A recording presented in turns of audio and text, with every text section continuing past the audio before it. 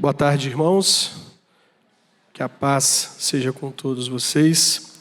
Amados irmãos, queria convidar vocês para a gente poder fazer a leitura do texto de 1 Crônicas. Nós vamos ler um pouco em 1 Crônicas capítulo 28, um pouco em 1 Crônicas capítulo 29.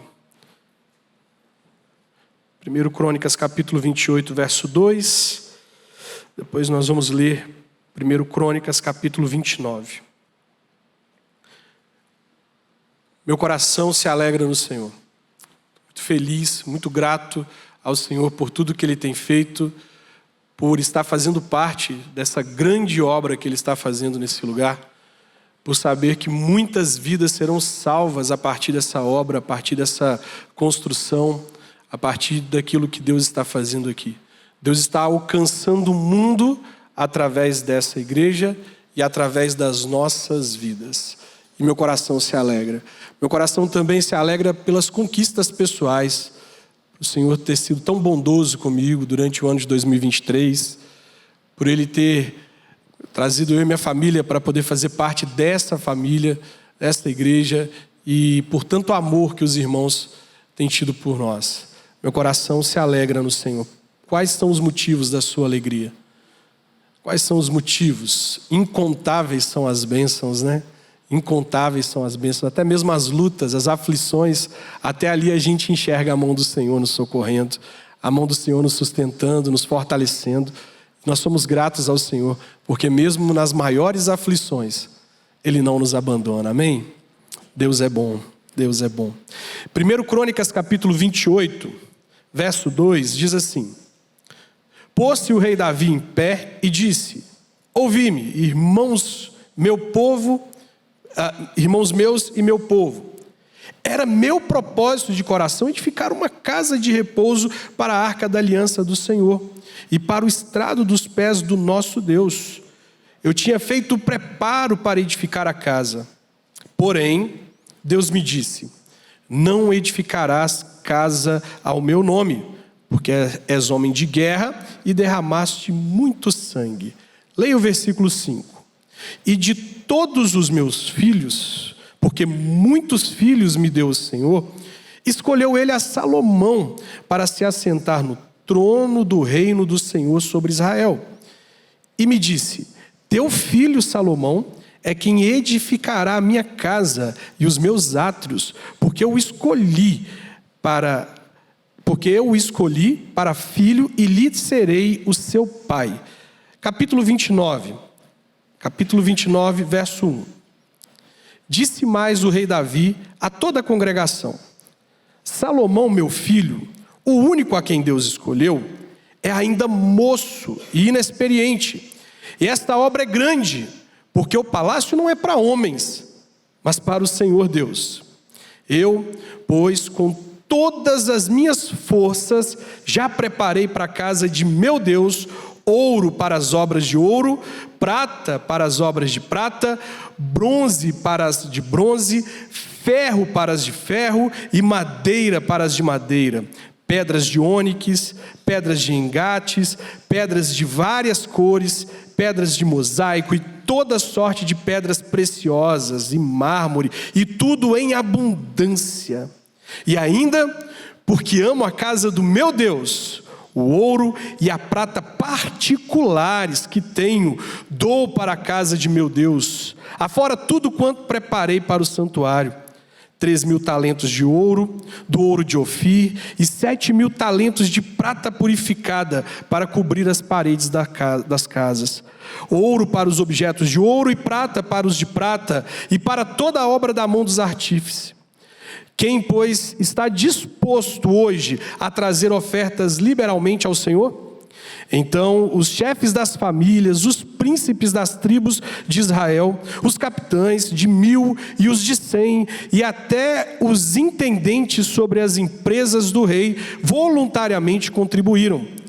E deram para o serviço da casa de Deus 5.000 talentos de ouro, 10.000 daricos, 10.000 talentos de prata, 18.000 talentos de bronze e 100.000 talentos de ferro. Os que possuíam pedras preciosas as trouxeram para o tesouro da casa do Senhor, a cargo de Jeiel, o Gersonita. O povo se alegrou com tudo que se fez voluntariamente, porque de coração íntegro deram eles liberalmente ao Senhor. Também o rei Davi se alegrou com júbilo, pelo que Davi levantou ao Senhor perante a congregação toda e disse: bendito és tu, ó Senhor, Deus de Israel, nosso Pai, de eternidade em eternidade. Teu, Senhor, é o poder e a grandeza, a honra, a vitória e a majestade, porque teu e tudo quanto há nos céus e na terra, teu, Senhor, é o reino, e tu te exaltaste por chefe sobre todos. Riqueza e glória vem de ti, tu dominas sobre tudo, na tua mão há força e poder, contigo está o engrandecer e a tudo dá força. Agora, pois, ó nosso Deus, graças te damos e louvamos o teu glorioso nome, porque quem sou eu e quem é o meu povo, para que pudéssemos dar voluntariamente estas coisas, porque tudo o que está escrito aí, vem de ti e das tuas mãos nos damos. Até aqui, irmãos. Alguns fatos que antecederam este momento na história de Israel merecem a nossa atenção. A Bíblia nos mostra que o povo de Israel tinha um péssimo hábito de se esquecer de Deus. O povo de Israel frequentemente se esquecia de Deus e de sua presença. No tempo de Eli, enquanto sacerdote em Siló, a Bíblia nos diz que as visões e as palavras da parte do Senhor eram muito raras. Eli, que foi levantado como um sacerdote para falar ao povo, para guiar ao povo, para trazer a palavra do Senhor para o povo, para direcionar o povo, é descrito na Bíblia como um sacerdote cego, surdo, mudo, obeso espiritualmente e fisicamente. Eli era mudo, ele não falava da parte de Deus para o povo, poucas eram as palavras, poucas eram as visões, era surdo. Ele não ouvia mais o Senhor. Ele não ouvia mais as palavras de Deus para ele, para entregar os mandatos de Deus para o povo. Era cego. Não conseguia ver os atos de rebeldia, de desobediência dos seus filhos. Essa era a figura, a descrição de um sacerdote, aquele que deveria falar ao povo, aquele que era a voz de Deus para o povo, já não mais ouvia Deus. E já não mais falava ao povo da parte de Deus. E neste contexto em que Deus é esquecido, a presença de Deus é esquecida, em que o próprio sacerdote não ouve mais a Deus, há uma guerra. Israel e os filisteus entram em guerra. E uma guerra em que Israel estava perdendo esmagadoramente, estava sofrendo a derrota. No meio da guerra eles lembram da arca do Senhor. No meio da batalha, enquanto eles perdiam, enquanto pessoas morriam, eles lembraram da presença do Senhor. Apenas na aflição, apenas na dor, eles lembram do Senhor.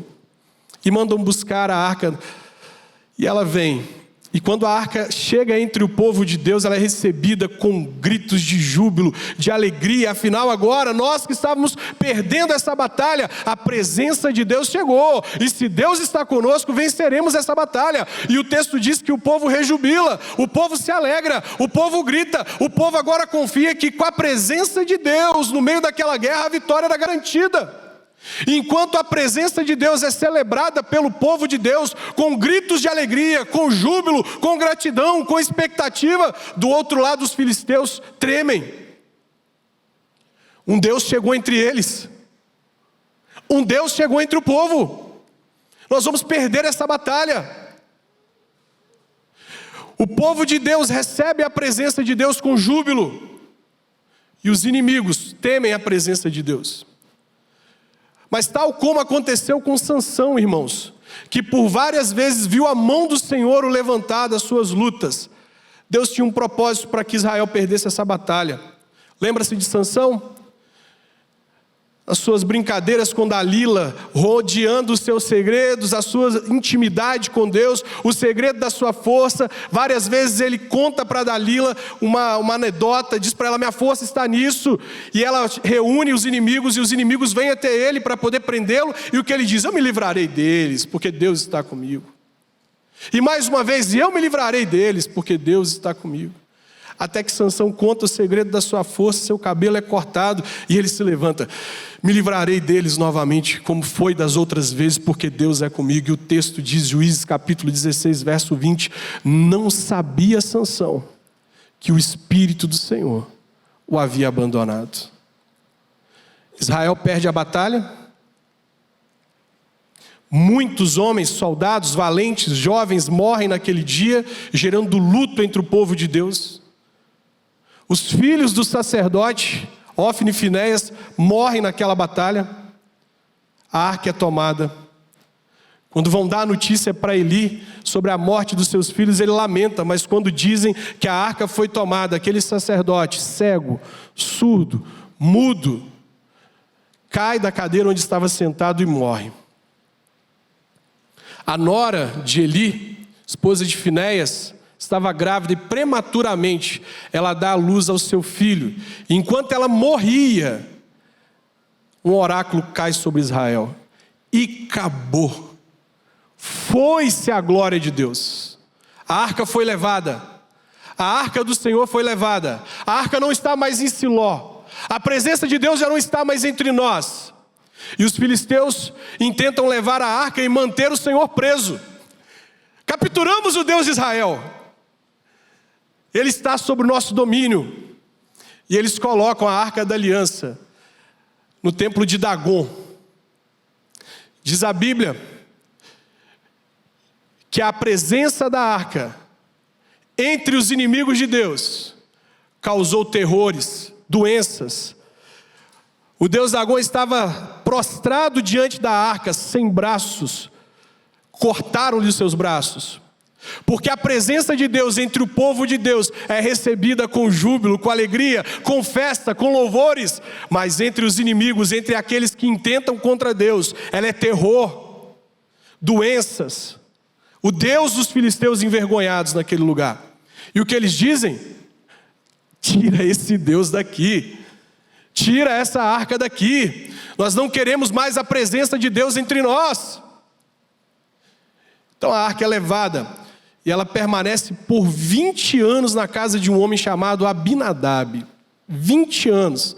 A arca da aliança é esquecida. Saul se torna rei. E a arca da aliança permanece na casa de Abinadab. Talvez por isso o reinado de Saul foi tão catastrófico. Sem a direção de Deus. Ainda quando Deus falava, ele desobedecia. Diz a Bíblia que ele estava reunido para lutar contra os filisteus de novo. E ele tinha que esperar Samuel para oferecer sacrifício ao Senhor. Mas ele percebe que os soldados estavam indo embora. E ele não espera Samuel e ele oferece sacrifício em lugar de Samuel. A palavra de Deus diz que Deus ordenou que ele guerreasse contra os amalequitas e destruísse tudo quanto era dos seus inimigos. Mas ele decide trazer o gado, as ovelhas, os animais, poupa o rei Agag. De repente Samuel chega no acampamento. Saul certamente obedecia ao Senhor, vencemos.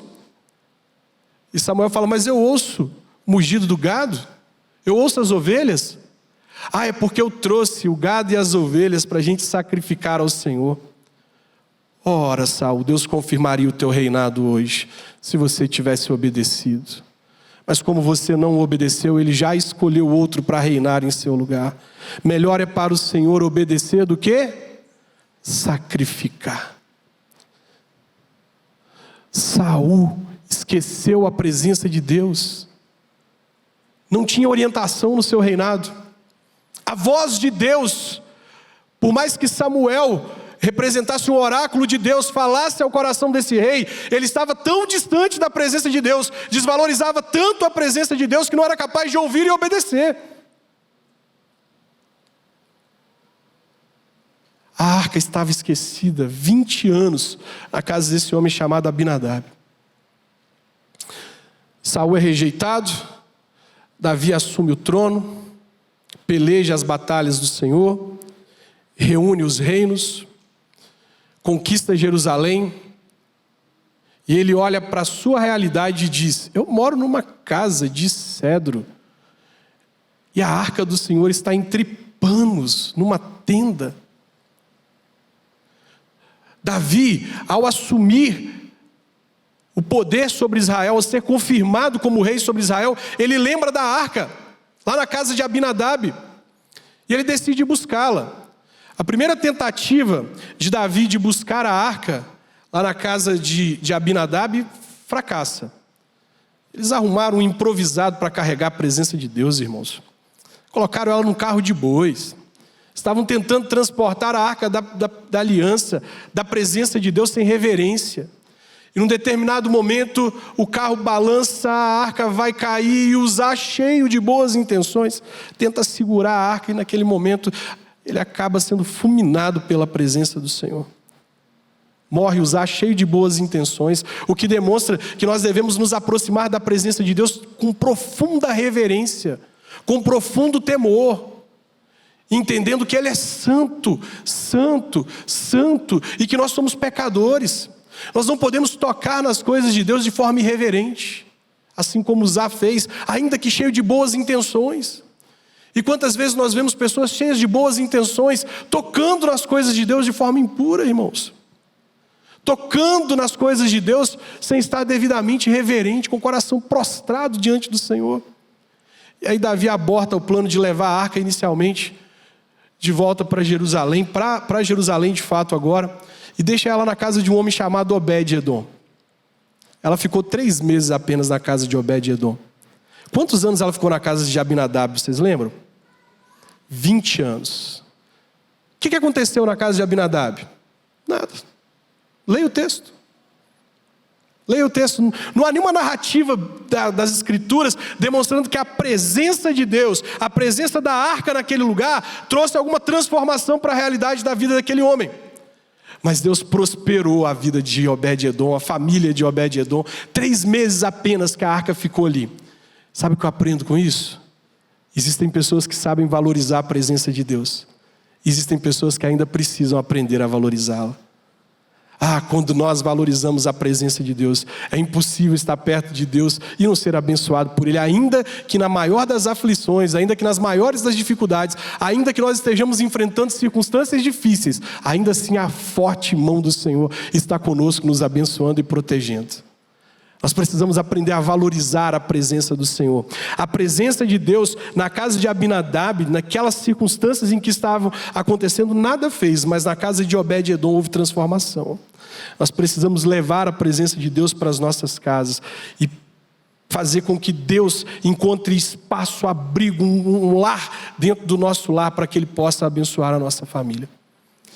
E Davi, 3 meses depois, decide voltar e buscar a arca. Não foi como os outros, né?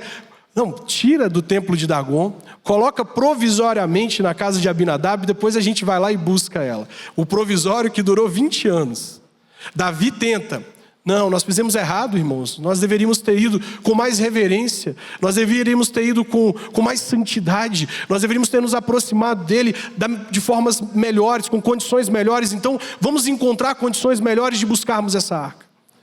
Então Davi reúne as melhores condições e vai buscá-la. E traz para Jerusalém e coloca ela numa tenda. E ao colocar essa arca na tenda, é nesse momento que Davi reflete: eu moro numa casa de cedro.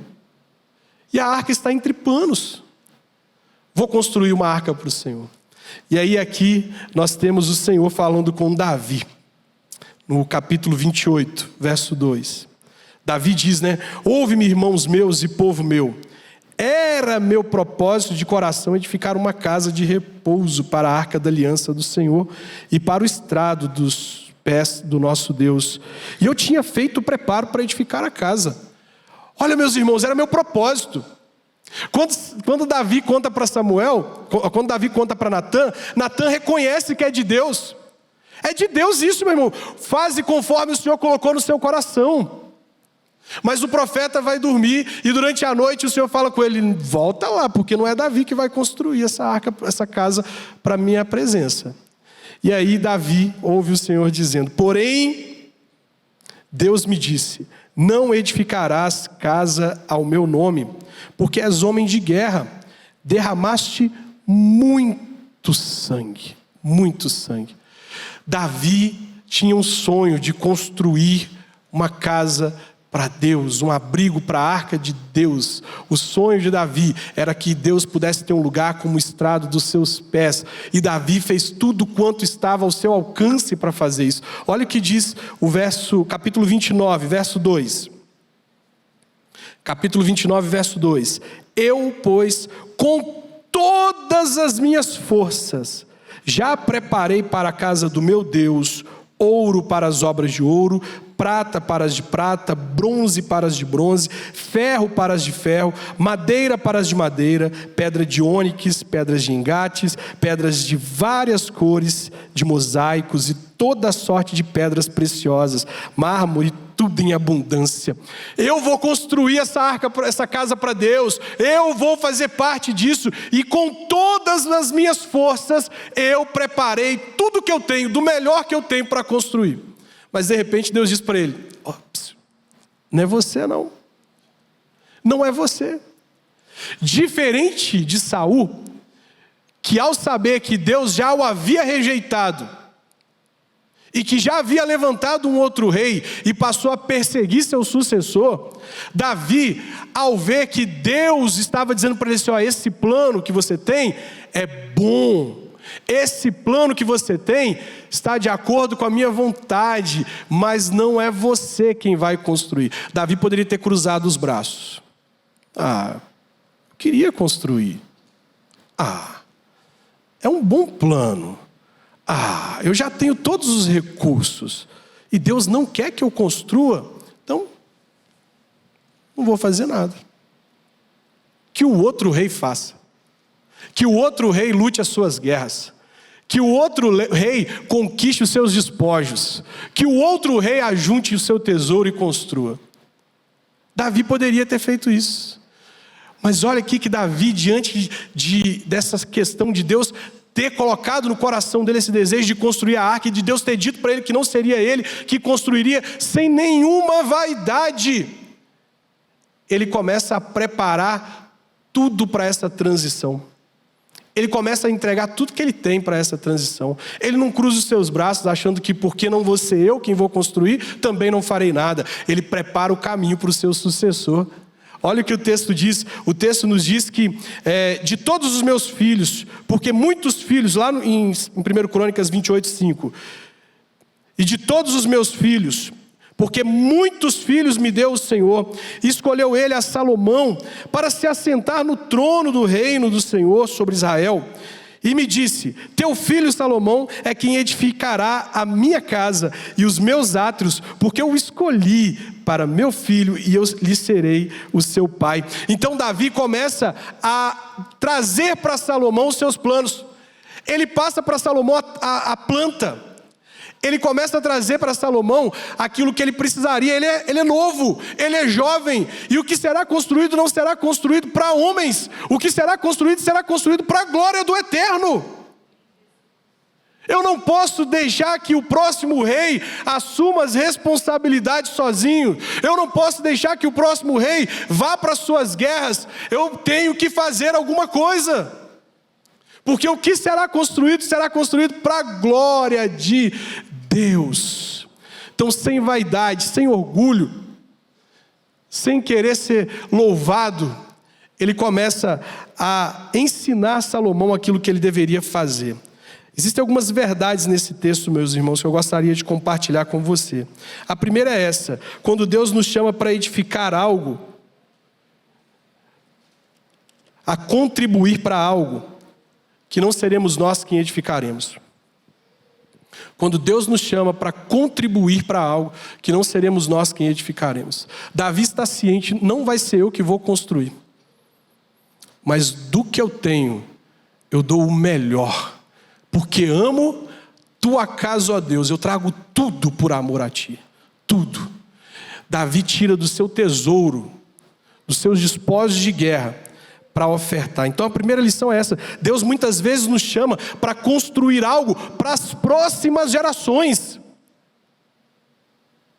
Pela graça de Deus, o que será construído nesse lugar, muitos de nós, pela sua graça e pela misericórdia, poderemos usufruir.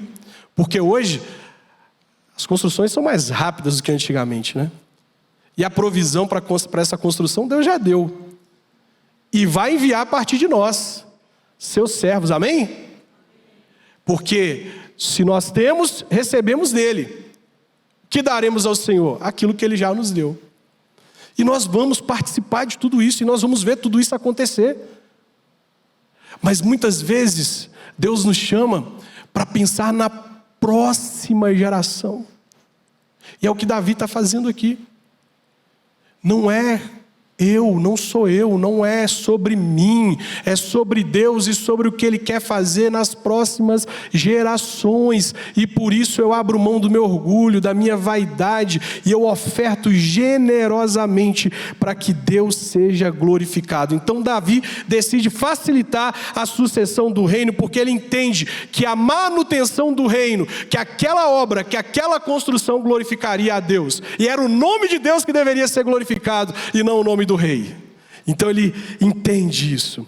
Segunda atitude de Davi, ele oferta generosamente para o projeto que era dele, mas que outro iria realizar. Generosamente. Ele traz dos despojos de guerra, e ele traz o seu tesouro pessoal. Existem alguns comentaristas que dizem que Davi chega diante de Deus de mãos cheias. Senhor, eu não estou de mãos vazias diante do Senhor. Eis aqui, Deus, a minha gratidão por tudo que o Senhor fez por mim. De mãos cheias me apresento ao Senhor. Ainda que eu não vou fazer parte de tudo aquilo que o Senhor vai fazer daqui em diante, eu me apresento ao Senhor de mãos cheias, como uma prova da minha gratidão, do meu louvor, por eu ser grato ao Senhor por tudo que o Senhor fez na minha vida durante todos esses anos, pelos cuidados do Senhor, pela sua proteção, pela sua bênção, porque o Senhor esteve comigo nos dias de maiores aflições, porque o Senhor esteve comigo e quando eu tive os maiores medos, o Senhor estava comigo. Senhor, eu me apresento ao Senhor de mãos cheias, com o coração grato por tudo que o Senhor tem feito. Davi se apresenta ao Senhor de mãos cheias, e ao se apresentar ao Senhor de mãos cheias, ele diz para o povo: eu, o rei, estou aqui contribuindo, me apresentando diante de Deus de mãos cheias. Quem dentre vós também deseja fazer isso? E os príncipes, irmãos, os príncipes, vendo o exemplo do rei, eles também se apresentam diante de Deus de mãos cheias. Os príncipes olham para o exemplo do rei. Esse rei poderia ter feito como o rei que veio antes dele, que perseguiu o seu sucessor, que dificultou a transição, mas esse rei está abrindo mão de tudo que ele construiu ao longo de toda a sua vida, para dizer: porque amo a tua casa, ó Deus, eu trago tudo que tenho por amor a ti. E os príncipes se apresentam a Deus de forma generosa. O exemplo do rei desperta no povo o desejo de ver o reino prosperar, de ver o Senhor entre o povo, de Deus ter um lugar para descansar os seus pés. Em quarto lugar, Davi se alegra.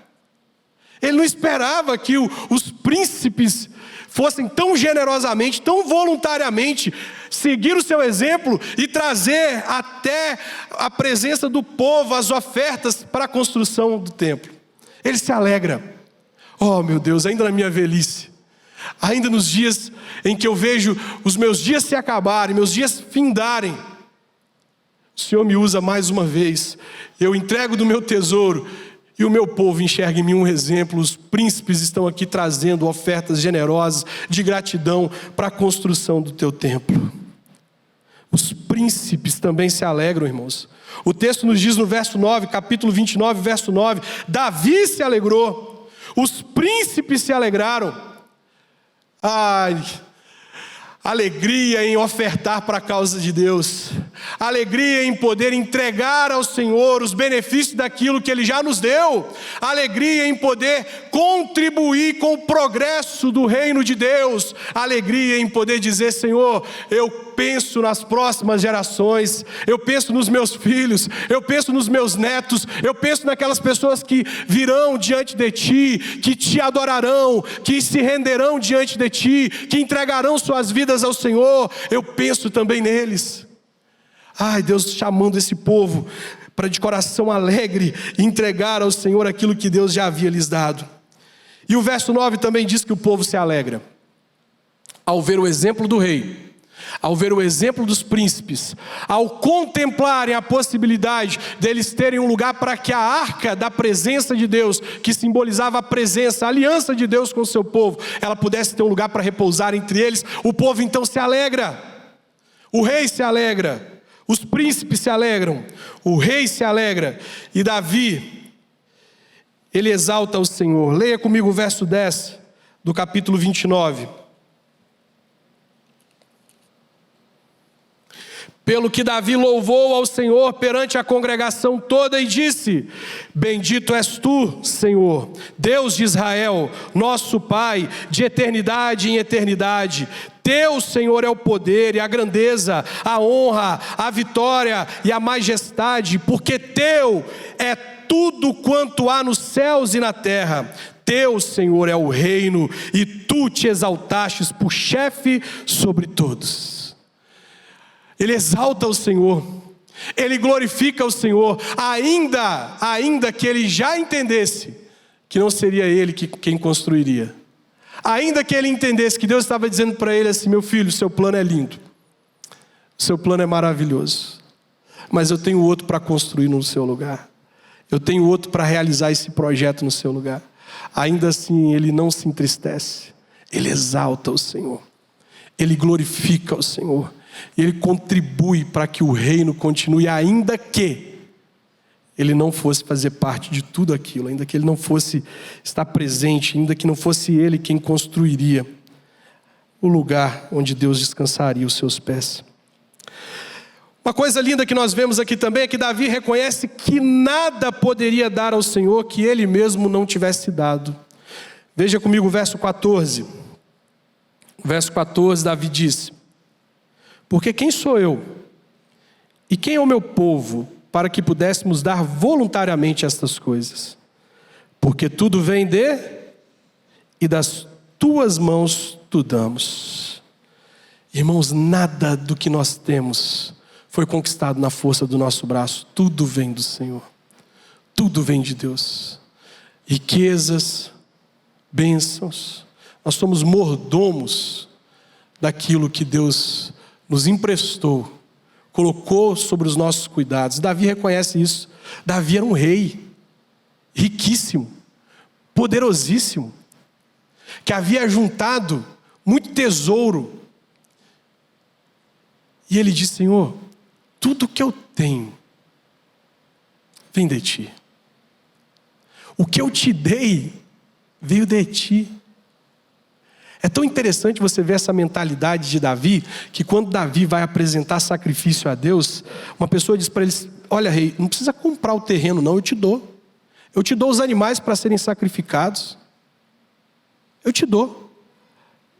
Ele, como rei, poderia dizer assim: eu posso, eu sou rei, então se ele está me dando generosamente, então me dá as terras, constrói o altar, me dá os animais, eu vou oferecer para Deus. Sabe o que Davi diz? Eu não posso oferecer para Deus sacrifício que não tenha me custado. Eu não posso fazer isso. Eu quero comprar as terras, os animais. Eu não posso oferecer a Deus sacrifício que não tenha me custado. Mas aqui Davi diz assim: aquilo que eu comprei, aquilo que eu achava que tinha me custado, também era dádiva de Deus. Também era dádiva de Deus, porque quem sou eu e quem é o meu povo para apresentar-nos diante do Senhor de mãos cheias, sem que o Senhor não tenha enchido as nossas mãos? Quem sou eu? Quem é o meu povo? E nessa manhã, irmãos, o Senhor nos chama a agradecer nessa tarde, né? O Senhor nos chama, ainda estou no fuso horário errado. O Senhor nos chama a nos apresentar a Ele com o coração grato, porque as nossas mãos estão cheias, porque Ele tem provido as nossas necessidades, porque Ele tem cuidado de nós, e porque tudo que nós temos e temos dado a Ele, veio dEle. Toda a graça, todo dom perfeito, tudo que nós temos é fruto da bondade e da misericórdia de Deus. E com o coração grato, o Senhor, irmãos, nos convidou para contribuir para que essa obra seja real. De que forma você vai contribuir? Estava brincando lá em casa que eu vim para cá, convite de 1 ano, né? Então eu tenho que trabalhar muito para que esse 1 ano possa se tornar, quem sabe 2, quem sabe 3. Mas eu falei assim, bom, tem uma construção acontecendo lá. Se daqui a 1 ano o pastor falar comigo assim, Júnior, vai embora, eu vou deixar meu currículo lá na construção. Porque essa obra que está sendo feita, ela é tão grande que eu quero fazer parte disso. O que tem para fazer aí? Qual é a parte que tem para mim? Então eu quero fazer. Tem vaga de servente de pedreiro aí? Então me arruma uma vaga de servente de pedreiro, porque eu quero fazer parte daquilo que Deus está fazendo aqui. Porque eu vou poder viver o que Deus... Espero eu, né, Senhor?